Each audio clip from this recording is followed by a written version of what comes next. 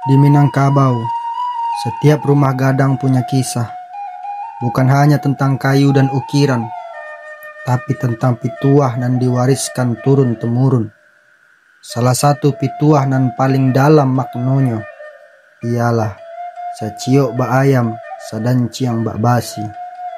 Artinya, bersatu hati tanpa saling melukai, dan seperti besi nan bergesek, bukan untuk menghancurkan, tapi saling menajamkan. Dulu, di bawah rumah gadang, nenek mama berumpun dengan bijak. Tak ada suara tinggi, tak ada saling salahkan, sebab mereka tahu kata nan keluar ibarat air, sekali tumpah susah dikumpulkan. Pituah ini mengajarkan kita untuk mufakat, untuk berunding dengan hati nan lapang. Dalam adat, keputusan bukan dari satu lidah, tapi dari hati dan pikiran nan seimbang. Dari raso jo pareso.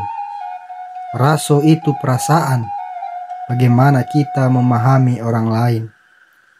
Pareso itu pikiran, bagaimana kita menimbang dengan bijak.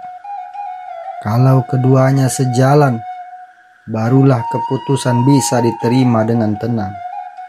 Kini, zaman sudah berubah. Banyak orang Minang di rantau, tapi pituah itu tetap bisa jadi pedoman. Di kantor, di keluarga, dimanapun kita berada, ketika berbeda pendapat, ingatlah pituah orang tua tadi. Beda bukan berarti musuh, gesek bukan berarti benci. Justru di sanalah kita saling menajamkan. Alam Minangkabau sudah memberi contoh. Gunung, lembah, dan sungai berbeda rupa, tapi bersatu dalam keseimbangan. Maka, kalau alam bisa bersatu dalam perbedaan, apalagi manusia nan punya akal jo budi. Itulah makna sejati pituah ini. Bersatu dalam perbedaan, berumpun untuk kebaikan. Sebab adat Minang selalu bilang, basilang kayu dalam tungku, disinan api makuidui. Dari perbedaan lahir kehangatan, dari mufakat lahir kesejahteraan.